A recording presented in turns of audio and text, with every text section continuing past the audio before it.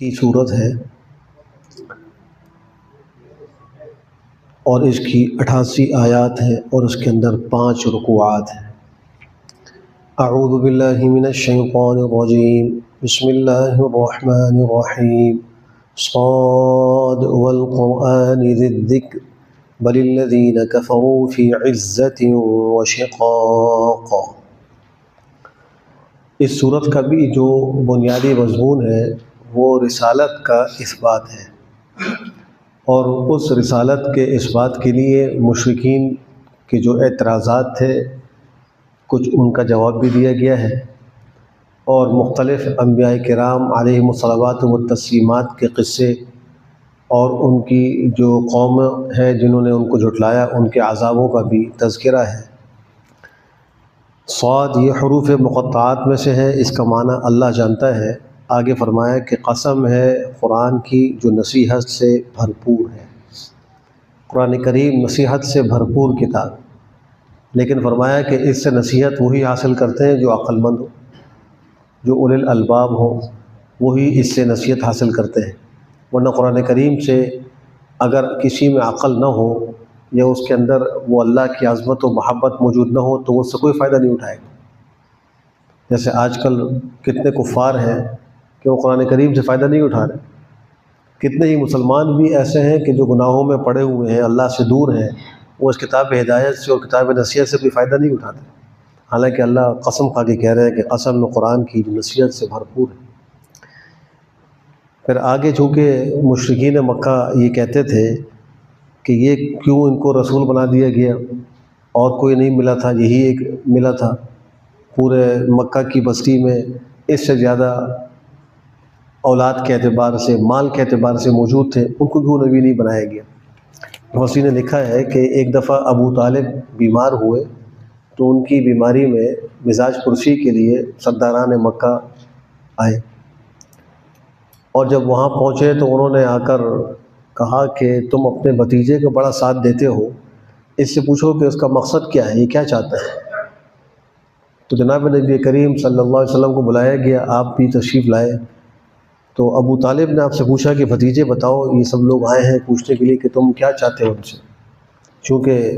وحی کا نزول شروع ہو چکا تھا اور آپ دعوت دے رہے تھے۔ تو آپ نے فرمایا کہ میں چاہتا ہوں کہ یہ سارے معبودوں کو چھوڑ کر ایک اکیلے الہ کی عبادت کرے، اسی پر ایمان لے کر آئے۔ تو مشرکین مکہ کے جو سرداران تھے وہ بڑے اس پہ غصہ ہوئے اور کہنے لگے کہ ہمیں اس لیے بلایا تھا اور یہ یہی بات کرنا چاہ رہا تھا، اور اب ساتھیوں کو کہا کہ اٹھو یہاں سے نکلو، یہاں جو ہے نا بیٹھنے کی ضرورت نہیں ہے، یہ کہہ کر وہاں سے اٹھ کر چلے گئے، اور پیغمبر کی اس دعوت کو انہیں قبول نہیں کیا۔ تو اللہ فرمانے کہ یہ جو پیغمبر پہ اعتراض کر رہے ہیں وہ تو دور کی بات ہے، حقیقت ہی ہے، بلکہ وہ لوگ جو انہوں نے کفر کیا وہ ضد میں ہے اور مخالفت میں ہے، غرور و تکبر میں ہے اور مخالفت میں پڑے ہوئے ہیں۔ مشرکین مکہ کے اندر ضد موجود تھی، پیغمبر کی اور حق کی مخالفت موجود تھی، اللہ فرمانے یہ خود اس پہ پڑے ہوئے۔ پھر اگر وہ یہ سمجھتے ہیں کہ اس طرح ہم بچ جائیں گے اور ہم کسی مصیبت میں نہیں آئیں گے، تو اللہ نے فرمایا کہ ایسا نہیں، ہم نے آپ سے پہلے بہت سی بستیوں کو ہلاک کیا اور یہ بھی ان کو جانتے ہیں۔ تو فرمایا کہ کم اہلکنا من قبلہم من قرن فنادوا ولا تحین مناص، کتنی ہی بستی والوں کو ان سے پہلے ہم نے ہلاک کر دیا، کہ جب ان پہ عذاب آیا تو اللہ فرمانے فنادوا، وہ چیخنے چلانے لگے، پکارنے لگے، ولا تحین مناص، لیکن وہاں اس وقت بھاگنے کی کوئی جگہ نہیں تھی۔ تو ان گزشتہ اقوام پر بھی جب عذاب آیا تو وہ چیخنے لگے، پکارنے لگے، اس وقت چیخ و پکار سے کیا فائدہ ہوتا۔ اللہ فرمانے اب بھاگنے کی جگہ نہیں تھی، وقت ختم ہو چکا تھا۔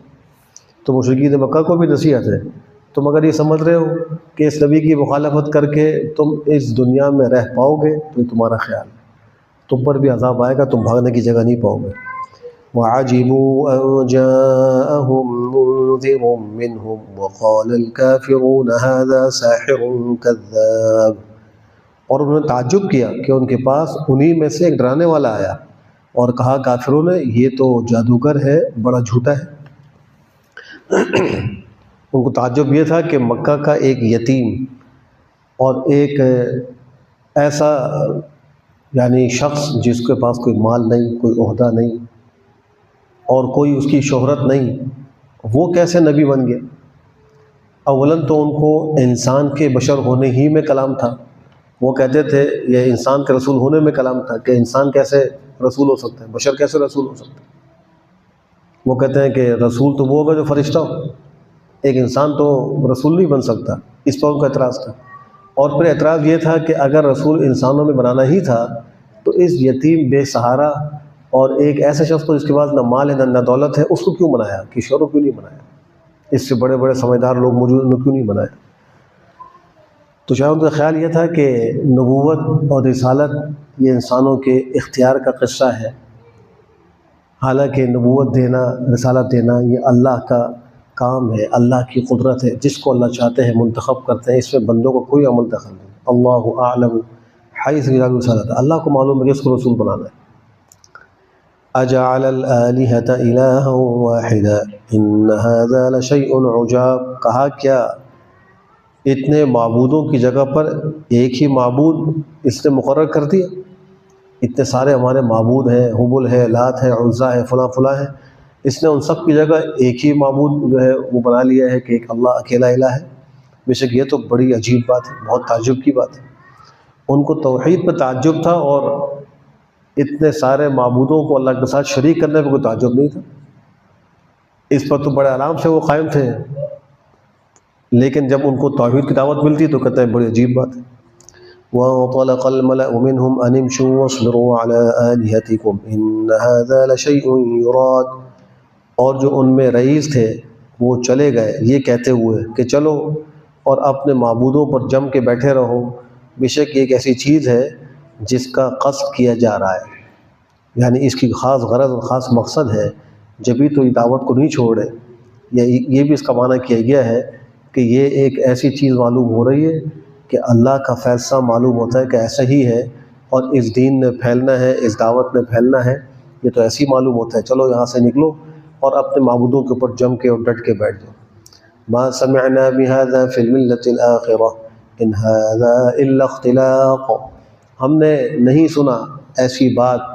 پچھلی ملت میں، یعنی ہم سے پہلے جو ہمارے بڑے گزرے، آبا و اجداد گزرے، اور ہم جو اور اقوام کی تاریخ پڑھتے ہیں وہ تو سب بہت سارے معبودوں کو پکارتے تھے،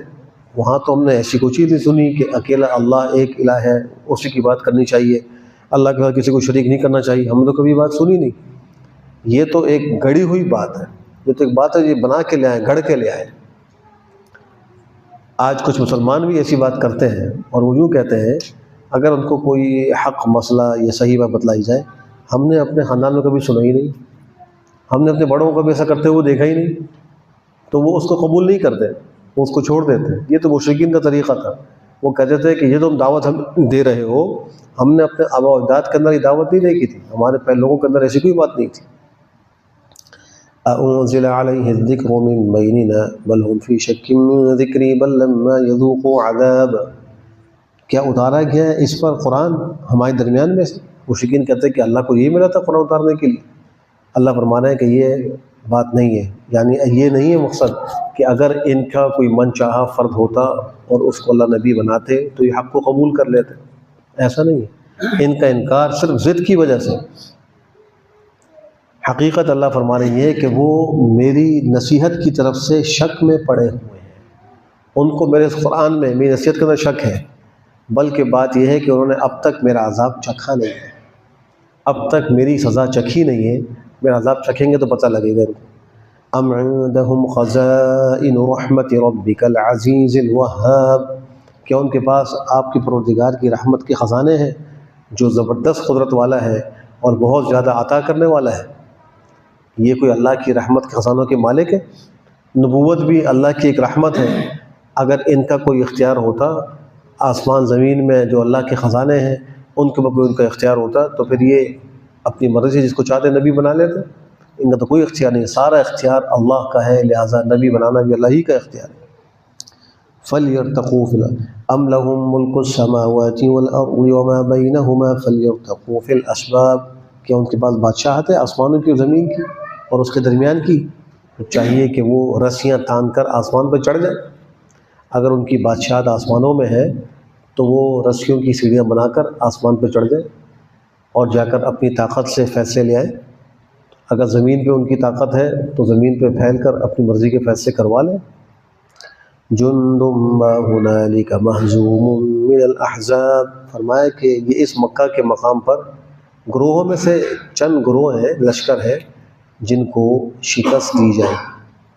ان کو شکست ہوگی۔ یعنی اللہ کے نبی کو تسلی دی جا رہی ہے کہ جیسے اور بھی بہت سارے گروہ گزرے ہیں،